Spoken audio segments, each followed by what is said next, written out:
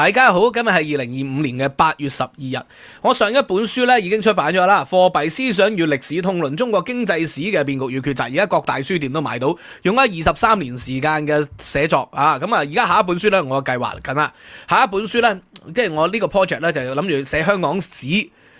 第一、第二咧就係寫一個叫貧窮嘅本質，咁就係從經濟史嘅角度咧去解釋貧窮咧到底係點樣形成嘅，如何去脫離貧窮啊，同埋咧從經濟史嘅角度咧有人類咧有幾大轉變喎喺經濟上，呢個幾大轉變咧就係可以咧擺脫貧窮嘅最好契機。譬如話啦，喂，最早期由呢個嘅石器時代轉入去呢個青銅器嘅時代，呢個唔係一個即係好大嘅變局咯。呢個貧窮又好大變局啊！以前咧喺石器時代咧就要即係採摘生果嘅，然後就要打獵嘅。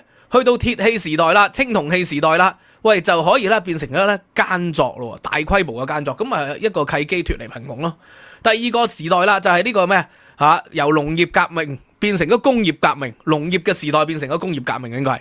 咁啊農業時代咧就係啲人咧貧窮咧又好難脫離喎，佢哋即係自給自足係咪啊？小農經濟，咁咧你就係世代都係務農嘅，咁啊但係咧你就工業革命唔同喎，你可以去城市度打拼喎，創一番新世界喎，咁呢個就係第二個咧好人類好重要嘅轉機。咁啊最近呢個時代啦，就係90年代有互聯網嘅革命啊，喂以前咧好多嘅知識咧都係被世代壟斷嘅。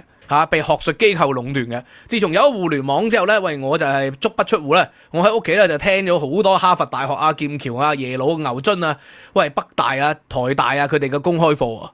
即係呢啲咧以前咧就係唔能夠係企及嘅嘢嚟嘅。而家咧就昔日王謝堂前燕，飛入尋常百姓家。而家 YouTube 都揾到大量嘅知識啦。咁好啦，去到2023年嘅時候就係 AI 嘅時代。呢個係另外一個咧，我認為係人類歷史上咧重大嘅變故嚟嘅，就係百年未有之變局，就係互聯網再加 AI 嘅時代。咁啊 AI 時代就建立於互聯網時代嘅爆發嚟嘅。咁而家好多嘅知識咧就可以喺 AI 度學習，喺互聯網度學習，好多嘅 decision making 咧 AI 可以協助到我哋。咁呢一個咧就係我認為咧喺經濟史上面咧係另外一個 breakthrough 啊，另外一個突破啊。呢個就係我呢本書裏邊嘅一個核心理論。咁但係我而家要回應一個問題啦，到底而家呢個時代貧窮係嚴重咗啊，定係冇咁嚴重嘅？因為咧喺觀感上咧，好多人覺得係嚴重咗嘅。貧窮啦，要脫離貧窮最有效方法就係社會上流，呢個 social mobility， 呢個社會流動啊。咁啊，而家好似社會流動係固化咗，即係80後啊開始咧嗰陣時咧，呂大樂教授啊，港大呂大樂教授咪寫一本書，就係講呢個嘅80後咧係越嚟越困難噶嘛，四代香港人啊嘛。咁啊，呂大樂教授或者佢哋嗰輩學者咧，就睇到一個社會現象，就係因為咧戰後世界、2次世界大戰之後咧，死咗好多人啦，好多土地空咗出嚟啦，好多資源空咗出嚟啦。咁咧，佢哋咧喺戰後嬰兒潮嗰一代，即係我阿爸嗰一代，喂，佢哋咧好早期咧就可能買咗股票，買咗可口可樂嘅股票，結果隨住人口增長，咁咪發咗大達咯。或者咧買咗美孚新村嘅樓。即使唔係發咗大達啊，都成為小康之家、中產階級啊！咁啊，隨住幾十年嚟咧資產嘅暴漲佢哋把握咗咧呢個戰後重建啊嘛，嗰個機遇，所以佢哋發咗大財，賺咗大錢呢個係一個好重要嘅時機。第二個時機啦，第二個時機係咩？第二個時機咧就係呢個嘅人口啊越嚟越長命，因為2次世界大戰以前咧嗰啲抗生素啊、疫苗啊都仲未成熟啊嘛。雖然一早發明咗盤尼西林啊，但係都未普及嘅。咁啊，2次世界大戰後醫療嘅契機，令到啲人係長命咗。咁所以咧，而家50後、40後咧，仲喺職場上邊咧，仲係管理層嚟嘅。咁所以啲80後、90後咪覺得，喂，嗰啲老人家仲頂住個位，我永世都上唔到位喎。做嚟做去都係中層嘅啫。而家啲40後、50後仲做緊。你見到李嘉誠啊，都係90幾歲先退休啦。咁所以咧，即係。而家啲人覺得咧難上位咗，咁所以有啲人覺得而家呢個時代咧好難脫離貧窮，就係因為頭先嗰啲原因啊。咁首先我哋要跌翻一下啦，咩叫貧窮先啦？嗱，貧窮咧有分兩種嘅，一種咧就叫絕對貧窮咁啊。如果你出生喺巴勒斯坦啦或者係非洲喺剛果啊、喺索馬里啊，咁呢啲絕對嘅貧窮咧就你要脫離都唔容易嘅，係好困難嘅喺嗰啲國家喺嗰啲社會裏邊，喺朝鮮你要脫離貧窮係非常之困難喎，唔係唔得嘅，你進入咗官僚體系就得啦，但係即係萬中無一噶嘛咁嗰啲叫絕對貧窮。絕對貧窮咧，非人力可以咧逆天嘅嚇。咁但係咧，我哋今日講嘅就相對貧窮。相對貧窮咧，每一個國家、每一個社會都有嘅。只要咧你喺入息中位以下低好多，咁你就定義為係絕對貧窮啦嚇。所以咧，你哋可以用呢個絕對貧窮世界銀行嘅標準，2025年咧就話啦，如果咧你每日揾$3以下嘅，咁你就係絕對貧窮啦嚇。每日揾$3以下喎，咁你非洲啊好多國家啲人咧，即係種咖啡豆都係揾呢個價錢嘅$3，廿幾蚊嘅啫。咁喺中國啊唔止啦咁啊中國即係啲人都揾到幾千蚊一個月啦，其實。咁啊，相對貧窮就係相對中位入息，或者你國家裏邊嘅貧窮線以下嗰啲咧，就叫做貧窮啦。咁我哋今日咧主要係討論相對貧窮啦，因為絕對貧窮要解決咧，唔係即係心態上改變就得嘅，要係呢個政治環境啊、社會制度啊改變咧先得嘅。今日我又想講咧，貧窮咧其實喺現代社會而家係最容易脫離嘅，個原因就係頭先解釋咗啦。以前咧貧窮係因為知識被壟斷咗，譬如話你要做水喉匠。你要拜師喎，要頂痰罐喎，要夜晚咧幫師傅咧係倒痰罐喎，喺即係50-60年代嘅香港嘅時候都係要咁樣嘅。咁咧仲要託好多保證人咧推薦大底薦你入去，先可以咧學到做電工啊、水喉師傅嘅。嗰個年代咧，你做到呢一啲有技術嘅人才咧，你都會揾到食嘅，成為中產階級係可期啦嚇。咁但係咧好多人就冇呢個機會啊嘛，冇人幫你保薦入去啊嘛。而且唔係咁容易拜到師學到藝啊嘛！喺嗰個年代咧，知識係被壟斷，加上冇免費教育啦，所以貧窮係會跨代喎，貧窮係會世代延續嘅。但係自從有咗免費教育之後咧，貧窮咧嘅契機咧就可以脫離。去到而家咧，因為所有知識咧其實都喺網上學到，你未必學到好複雜嘅知識，你未必成為大富大貴嘅人啊！但係你學下整下花園啊，學下整下啲木工啊。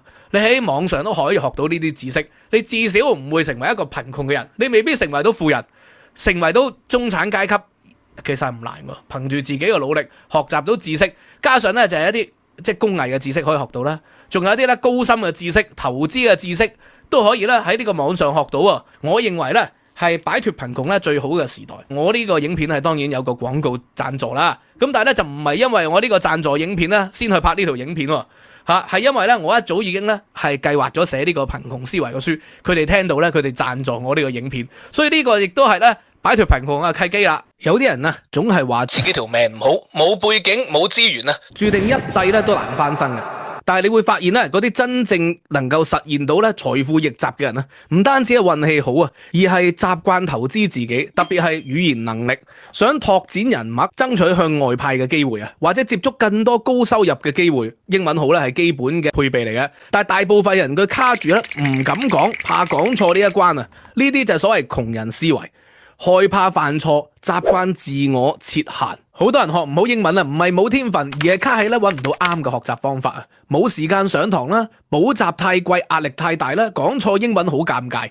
但係咧而家有更聰明嘅方法喎，就係利用生成式嘅 AI 技術，可以解決咧以上嘅障礙啊。Elsa Speak 咧係嚟自矽谷嘅 App 嚟嘅。呢個咧係專門為英文口說咧設計嘅 AI 教練啦，你可以隨時打開手機就能夠自己練到英文嘅口語，仲可以咧系統即時幫你糾正你嘅發音用字，完全唔需要對真人嘅，唔怕俾人笑，上堂壓力咧大大減低啦。就算一日咧只係用咗5分鐘嘅時間，都可以慢慢累積實力嘅。進入個 app 嘅時候咧，就設定好自己嘅程度、職業、學習目標 ，Elsa 咧就會幫你排出專屬嘅學習規劃啊。從詞彙、發音、文法到生活、職場嘅情景咧，都可以針對自己弱項開始嘅。仲有各種互動嘅遊戲，邊玩咧邊提升自己口語嘅能力啊！特別係發音嘅小遊戲啊，隨身家教、隨傳隨到啊！呢個咧就係富人會揀嘅學習方法。唔浪費時間啦，唔亂槍打鳥，效率咧超高嘅。我最推薦咧就係用 AI Role Play，設定生活會碰到嘅情景啦，直接帶入到生活最有效率嘅學習方法。Hey, we should probably talk. Hi there. I'm so sorry about that. What happened last week? I feel hurt about our fight. It was really intense. I miss how we used to talk and laugh. Can we fix this? That's mean a lot to me. I think it's just time to move on. I agree. Moving on is good. I just want us to be close again. We can work on this together. 對話結束之後咧，馬上得到反饋，針對你嘅發音啊、語法、用字，仲有咧中英文詳細嘅分析，非常完整嘅。呢個功能啊更專業啦，你可以咧練整段嘅系統咧會幫你分析發音啦、語速、用字，甚至乎咧可以預測啊 TOEFL 啊 IELTS 嘅成績嘅。對開會簡報嘅人咧係超實用嘅，只有咧 Premium 咧先至會有網頁版嘅功能嘅。我知道好多人啊想加強口語啊，但係未必揾到合適嘅方法，所以我幫大家咧爭取到優惠啦。透過下邊嘅資訊欄嘅連結咧，或者喺埋單嘅時候啊，輸入優惠碼 Gavin， 喺購入 ELSA Pro 或者 ELSA Premium 終身版方案咧，就可以享有本月最抵嘅優惠。注意，僅有7天嘅限時優惠。學英文啊，最怕延遲，最怕係冇行動。富人思維嘅第一步啊，就係立即行動啦。咁所以唔同嘅知識都學習到嘅時候咧，喺現代社會，我認為咧仲係貧窮嘅人咧，大部分係因為心態上嘅貧窮。心態上嘅貧窮導致，好似我前嗰排咧講，我而家冇用緊 ChatGPT， 每個月咧就240磅月費，咁啊即係等於2000幾蚊港紙啦。咁即刻有啲人聽到話太貴啦，用唔起。嗱呢一種咧就係我 define 嘅貧窮思維啦。即係一開始聽到嘅時候咧，你就會睇到240磅係好貴，2000幾蚊港紙一個月好貴。貧窮思維就永遠諗咗啲嘢咧，就係 negative 嘅。一開始諗咗好貴噶啦，我做唔到噶啦，係啊，我負擔唔起嘅。佢就唔會諗，如果你用咗啲2000幾蚊港紙，佢可以創造到咩效益出嚟喎？如果你咁樣諗嘅話咧，就係脫離貧窮思維嘅一個第一步。因為貧窮思維咧就係叫做咧思維隧道化。你嘅諗嘅嘢咧係要隧道化咧，你永遠咧就睇唔到前途嘅。呢個係一個貧窮嘅陷阱嚟嘅，思維嘅隧道化。思維嘅隧道化嘅意思就係咩？你淨係睇到隧道狹窄嘅嘢，你睇唔到隧道背後嘅光啊！所以貧窮人士咧，大部分咧其實係心態所導致，佢哋唔願意學習，或者佢哋會用好多藉口否定自己學習。學習好攰嘅，呢啲都係睇天分嘅，人哋得唔代表我得嘅或者咧佢永遠就諗咧，喂付出咗呢啲冇回報嘅喎，咁多人發達咁多人發達咩？個個都投資，個個都投資咩？即係永遠咧貧窮思維人咧就用好多 excuse 去令到自己閉塞咗，唔去學習踏出第一步。呢個就係我認為咧貧窮思維咧嘅一個核心問題啦，就係佢哋有一個陷阱喺裏邊，就永遠咧唔去相信咧世代其實改變咗，而家係比任何一個世代更容易脫離貧窮。呢個第一點。第二點啦，劍橋大學都有研究嘅喎，喺窮人嘅家庭裏邊咧，佢哋嘅大腦皮質醇係會過多嘅。咁點解呢個造成咁嘅原因呢？佢係用咗非洲同埋咧劍橋大學咧就用咗非洲同埋用咗印度嘅研究啊。其實就係因為壓力令到咧思維隧道化。頭先講啦，隧道就係睇到隧道裏邊嘅黑暗，睇唔到隧道以後嘅光闊啊嘛，睇唔到隧道以後嘅光明啊嘛。所以咧佢哋咧就係短視。點解會短視啊？因為自細到大用壓力去教育，或者現實真係有壓力俾到佢哋啦。當然係，因為印度嘅農民佢哋耕田咧就要睇天做人喎。喺非洲嗰啲索馬里漁民咧，亦都要睇個海去做人喎。遇唔遇到呢個海盜啊？嗰啲捕魚成唔成功啊？嗰啲天氣係如何啦？佢哋由細到大有壓力，呢個係第一個環境壓力。第二個係家庭嘅壓力。貧窮嘅家庭咧，往往咧因為個父母都有壓力啦，會比較暴躁喎，成日對仔女惡言相向，成日用一個咧叫做懲罰式嘅教育。咁咧，劍橋大學嘅研究自細咧受到懲罰式教育，呢個唔單止係窮人噶，其實亞裔人咧好多都係咧用一個負面教育、懲罰式教育去教育仔女嘅，就會導致咧仔女嘅皮質醇偏高，會長期咧影響到佢嘅大腦嘅發育令到佢哋咧發育越差，就會越貧窮啊！因為大腦發育越差，就越唔聰明，越唔聰明越貧窮嘅機率梗係高噶呢個係劍橋大學嘅一個新嘅研究嚟嘅，唔係太耐嘅啫。呢個研究呢個係2024年年初嘅研究。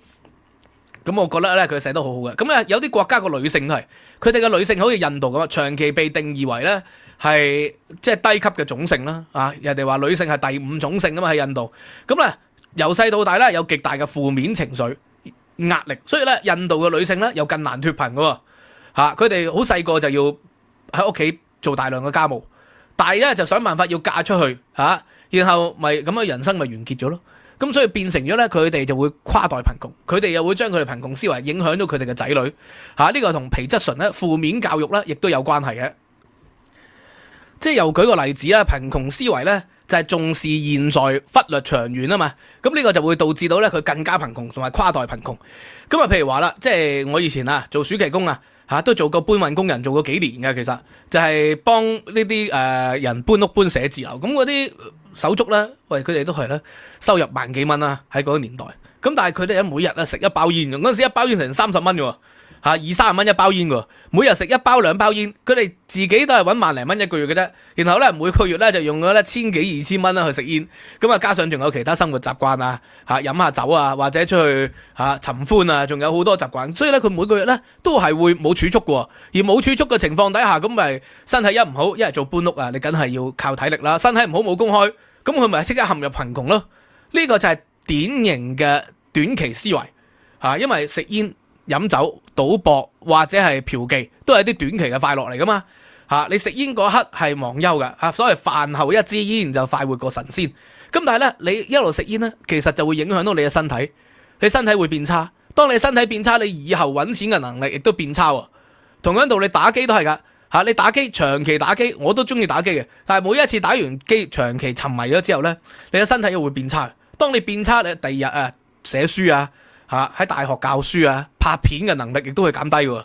所以咧就為咗追求短期嘅好處，或者逃避短期嘅痛苦，而忽略長遠嘅規劃啦。呢個就係貧窮思維嘅典型嘅一個根源裏邊。即係當然啦，即係要脫離貧窮咧，仲有一個好重要嘅因素嘅。以前咧就好講求門閥家世。所謂上品就無寒門，下品就無世俗。其實呢個自古至今咧都係如是噶啦。喺美國、喺英國、喺中國尤其嚴重啦，就講家世。印度啊更加嚴重。咁咧，但係咧，譬如話呢個父母資源亦都影響到好大噶。好似最近香港嗰單新聞涉嫌學術造假，就係一個聖保羅男女中學嘅女學生，中4嘅佢咧原來咧參加好多獎，設計咗一個app 一個 AI 程式。咁咧，其實咧就係佢父親、母親係父母啦，阿媽用阿媽嘅名義咧揾到美國一個科技巨頭幫佢寫嘅，然後咧就用佢嘅名義咧去參加比賽，獲獎無數。咁啊，有錢人咧從來自古到今咧都係有好大嘅優勢嘅。但係而家咧有一個更大優勢，以前話識人好過識字嘛，呢樣嘢到而家都成立。但係問題識人好過識字咧，而家係可以咧有辦法解決到點樣可以打破識人好過識字嘅，就因為以前你識人你就永遠局限咗咧。喺你嗰個社交圈子裏邊係固態咗嘅，但係而家識人唔同啦，而家可以透過互聯網去識到好多人啊嘛可以咧透過互聯網，喂，我都有一啲香港嘅中學生讀中史讀唔掂咧或者想做 project 咧訪問咧，佢寫 email 俾我都答應咗做訪問，每年都答應3幾個同學㗎。當然我都要考慮我自己嘅時間啦，但係佢哋寫信寫得誠懇咧，我一般都唔會拒絕嘅即係唔好花太多時間得嘅。咁以前咧你要拜師學藝談何容易啊，而家唔同你可以喺互聯網上面咧識到志同道合嘅朋友，互相咧係爭取到資源互相可以結集到資源。譬如話咧可以參加好多學會咁你咪可以咧由呢個嘅普通嘅 working class 變成咗 middle class 呢個咧其實就係世界銀行組織咧個研究嚟噶。你只要咧認識多啲 middle class 嘅朋友，你獲得 middle class 嘅機會咧，爭取到 middle class 嘅階梯嘅機會大。同樣道理，你 middle class 嘅，你認識多啲 upper class 嘅朋友，以前你係冇可能識到嘅。你點可以識到何鴻燊屋企啫？而家你透過互聯網咧，總有啲辦法識到佢哋喎即係識到佢哋周邊啲人啦，起碼係咪？所以咧，識人好過識字，可以喺佢哋身上咧獲得佢哋人生成功嘅經驗。而呢啲名人咧，亦都好願意咧，有唔少咧喺網上分享佢哋成功嘅經驗㗎喎。聽君一席話咧，勝讀10年書啊！所以而家總括而言，